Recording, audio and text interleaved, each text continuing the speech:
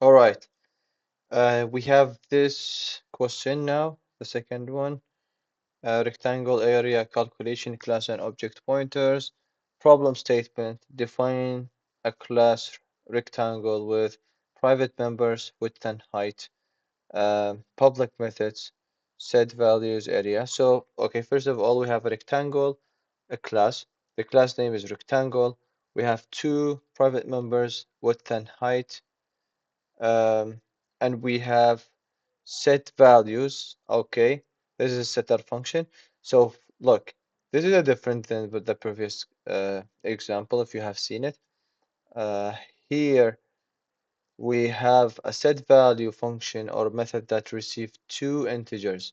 Okay, so in this case we are going to receive these values from the main function when we call the function on the object that we are going to initiate from the class. And then here we have an area. Look, there's an arrow says return the area, which means this area is not a void function or not a void method. So it should return something, right? Um, yeah. And then we have a task here says create two objects R1 and R2 rectangle and calculate their areas.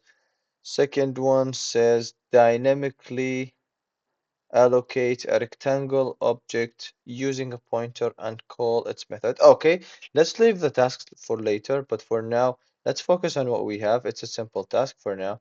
We have private members, width and height. We have a class called rectangle. So let's go and implement this. Let's say we have a class called sorry, class, and then rec, and then we have private, or this time we don't need to rename them private because we did the last time. Because if we write private or if we don't write private, it's the same thing. And we have width and height. We make them integer, width, integer, height. I think there's a typo here. Yes, height. Okay. And there's a semicolon after the class as well. Okay, so these are the two private methods that we have. Then we have a public method called set values. So we go and implement it. So set values, it's a void method. But why it's a void method again? Because I'm sorry, I'm emphasizing a lot about a void function, a double function, the return type of the function, because I've seen many students confused between the types of functions. They don't know whether they make it void or they make it string or they make it double or integer. So this is a set function. Always think of it, do I need to return something from this set function? The answer is no. I only need to change the values of width and height and that's it. I don't need to return anything out of it. That is why it's void. But here in the area, it's a different story. It says he told us that area returns the area. So the area is something. It's a number, right? So let's go and implement the set values. Um, Now we need to write public and then we do this void and then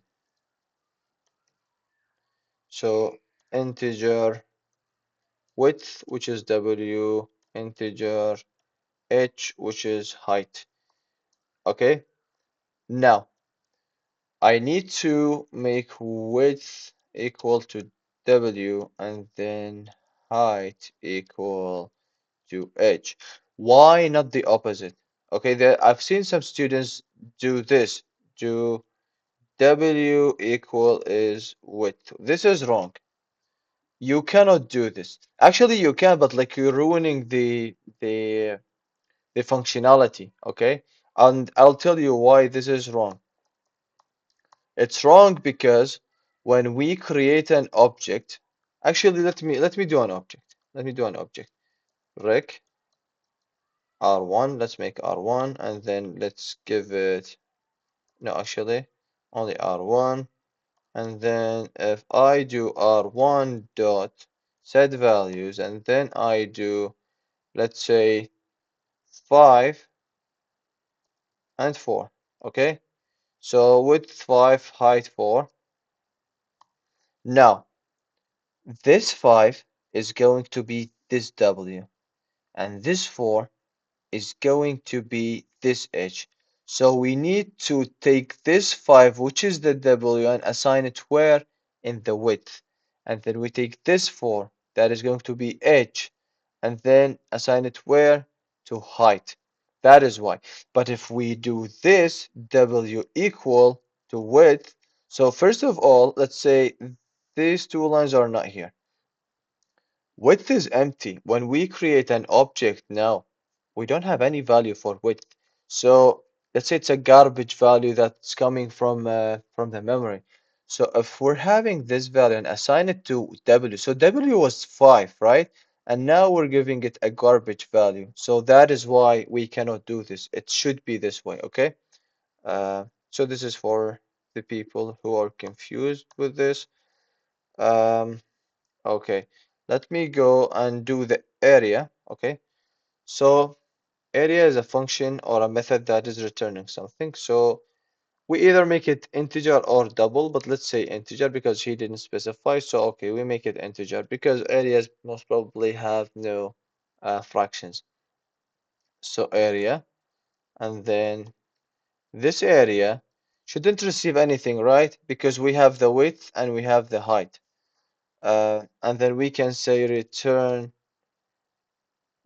width multiplied by height. Uh, height. Okay.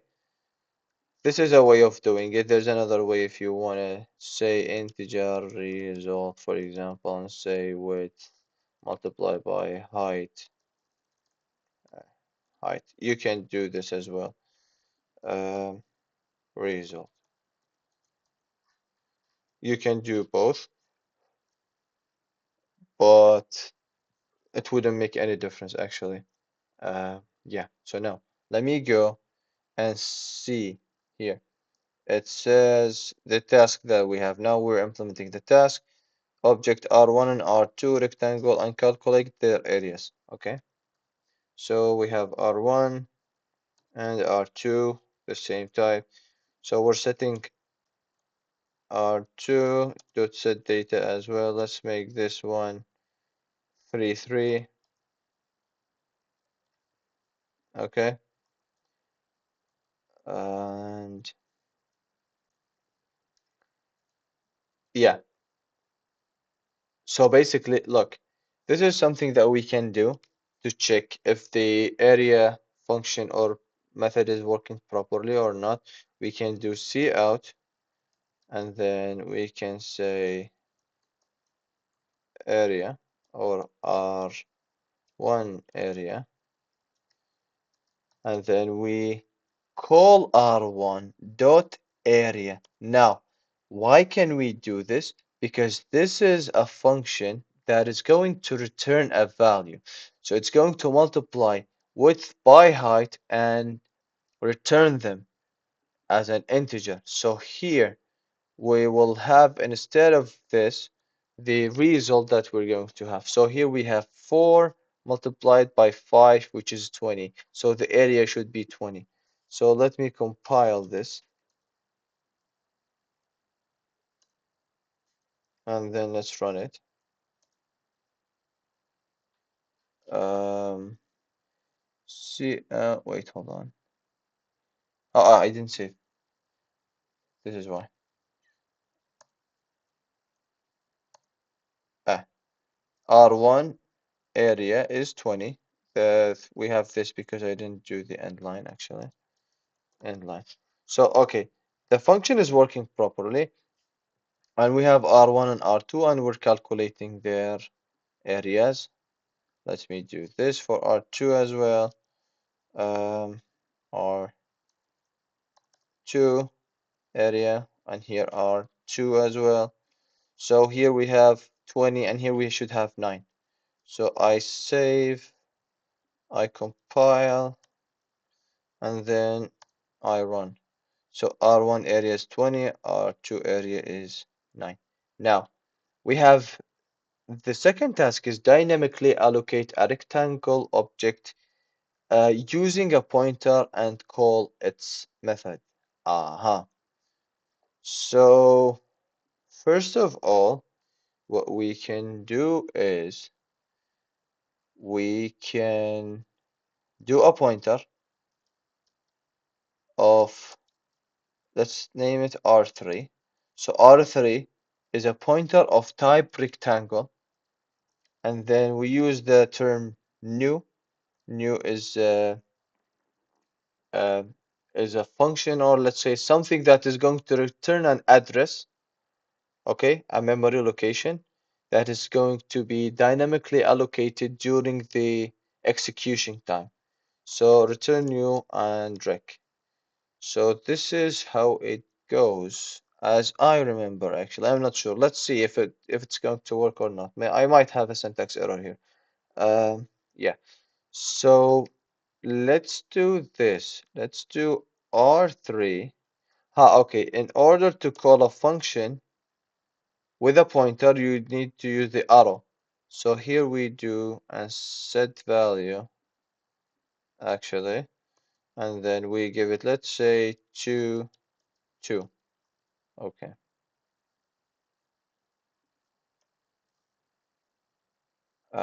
Yeah.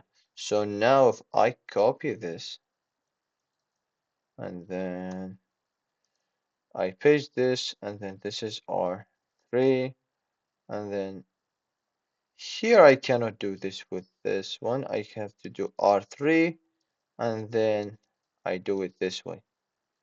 Let's see if it's going to work.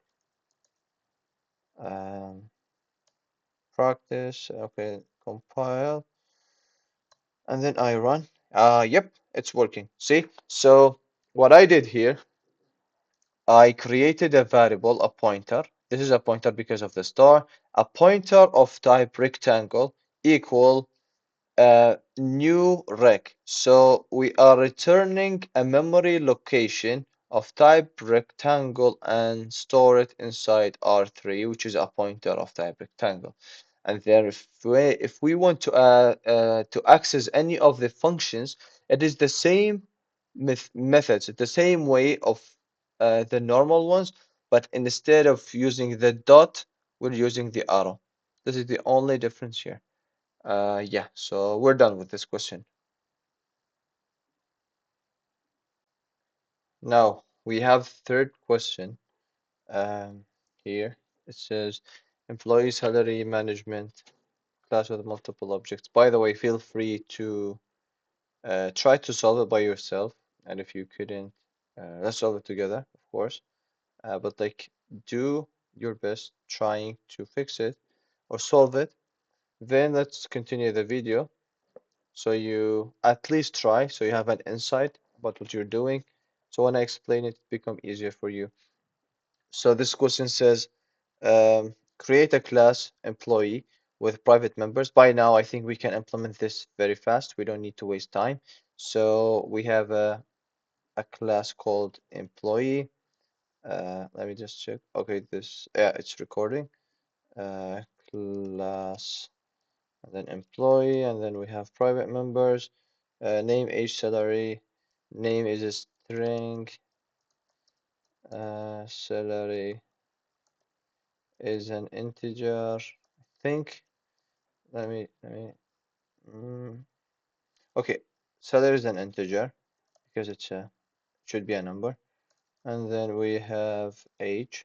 It should be an integer as well, right? Okay, what do we have? Now, these are the private members that we have. And then we have public methods, set data and display.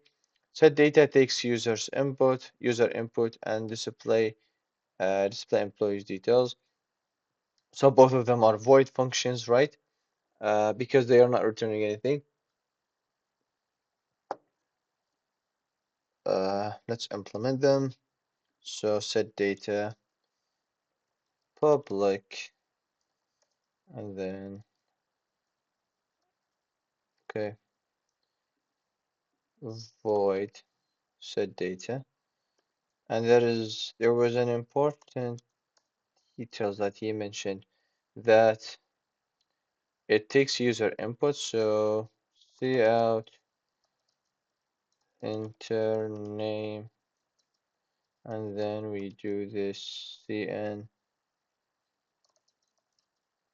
name, and then cout enter salary, then cn salary, um, then cout enter age, and then we have the age, cn age. Okay, so we have all of these. Okay, we have an warning because we're not putting a semicolon here. So this is for the set data. For the display data, it's a void function as well, and it has no parameters. Void display, and it should show cout name name and line, and then we have cout age, or let's say salary first. Age or salary, salary, salary, and then salary.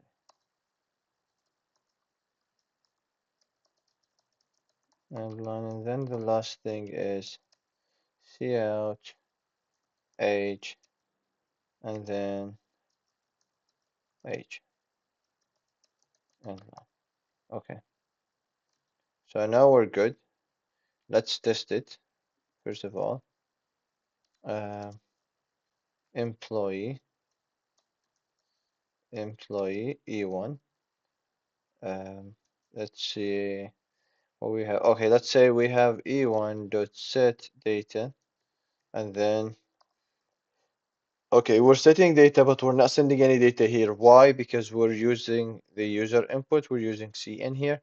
Um, then we display it e1.display, and that's it. This is for testing purposes. Let's compile it, and then we just test it to make sure it's work fine. Enter name, Mu'taz, enter salary, let's say 1,000, enter age, 26, and then as you can see, we're showing them here, which means the test is fine. The functions are working good. Um, let's go and see the tasks that we have. So create an array of employee objects, at least 3 employees. So let's go with the 3 employees. Yep. Okay, so let's say E1 of 3. So it will be an array of 3. Okay, so we have our array now. Use a loop to set, by the way, I'm used a fixed number, so we have to use a fixed number. As I remember from the introduction to programming with C++, we have to use a const or a fixed number for the array. We cannot ask the user to input a number and then we set it here. It won't work because there's something with the compiler. If we want to do it this way, we ask the user to enter a value. We have to do it with the pointers. So we have to dynamically allocate the array. So I don't want to go through this complicated details. Uh, okay, so we have an array of objects. Now, just imagine this. I know that we didn't take something like this, but we took it with objects. With objects, yes, we took it with objects. We didn't take it with the classes. But this is actually an object is an instance of a class. So imagine these attributes and everything that we do with the normal object. We have it, but we have it in an array. So if we say that the array of integers, let me explain it this way. If we say that we have an array of integers, which is 1, 4, 5, 9, let's say, okay? So this is an array of integers, right?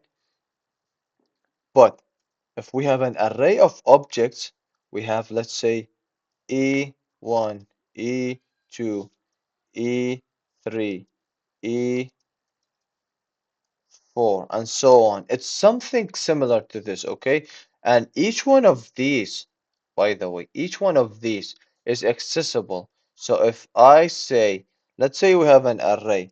So if we have an array of this, let's call this, let's say IRR equal this, regardless the syntax. And we do ARR of 0, we will get 1, right? If we do ARR of 2, uh, we will get 5, right? Of 0, we will get the first element. So here is the same. So here, if we call this EE, for example, okay? So now, if I say EE of 0, it will bring me E1. And then, let's say it's this object. And I do dot display, it will show the details or the data of the first element of the array of objects. So this is why we need a loop here. So we use a loop to control an array in a way we want.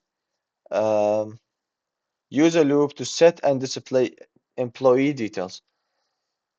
So basically, let's say for loop integer I equals 0, and then we have I less than 3, and then I plus plus, and then let's loop through the array of objects. So what we can do is we can do E1, which is the first array of objects.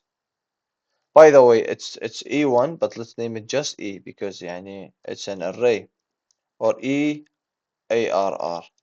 So we know that it's an array of objects. So EARR of what? Of I, of the I. So of I means in the first loop it will bring the first element. The second loop it will bring the second element, third element, and each element is an object, and we can access every single function publicly we set from inside the class.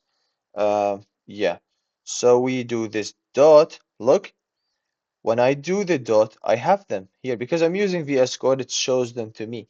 So I have display and I have set. So I need to set data. And as we did before, we're asking the user, okay, electricity went off, but I will continue anyway. Yeah. So basically, this is what will happen. But what we can do to make it simple for the user, so we can do cout and then enter the details of employee. What employee? Employee number 1, let's say, which is I plus 1, because I start with 0. So we're asking the user to input the details of employee 1, and then we do the end line actually. So we make it nice end line. So this is this, and then after this, if we want to show it, we have to do the same, but we call what? You guess. What are we going to call now? Yes, if you guessed it right, then you said array of I dot display. So it's going to show the details of employers. Okay, so we can, to make it more nice, we can say cout the details of the employee, and then we bring the number of the employee by doing I plus 1. Why I plus 1 again? Because when we start I0 plus 1 is 1, which is the first employee, which is the first element of the array, and then we do end line. Okay, let's test this actually and see what will happen. Let me clean up the terminal and then compile the new code and then let's run it. See, enter the details of employee 1. As I told you, employee what? 0 plus 1 is 1. So let's say Mu'taz, salary 1000, age 26. Okay, the electricity is going back and forth. Muhammad, and then salary is, let's say, 2000, and then the age, let's say, 20. And then enter the details of employee 3. Enter the name, let's say Sarah, and then salary 3000, and then let's say the age 30. And then as you can see from here until the end, we are showing the data, the details of the employee 1, the name, whatever we had here. Yeah, this is basically it. I hope the idea is clear. But if there is something that you're curious about or something that you didn't get, please write something in the comments. Ask me a question. I'll be more than happy to answer.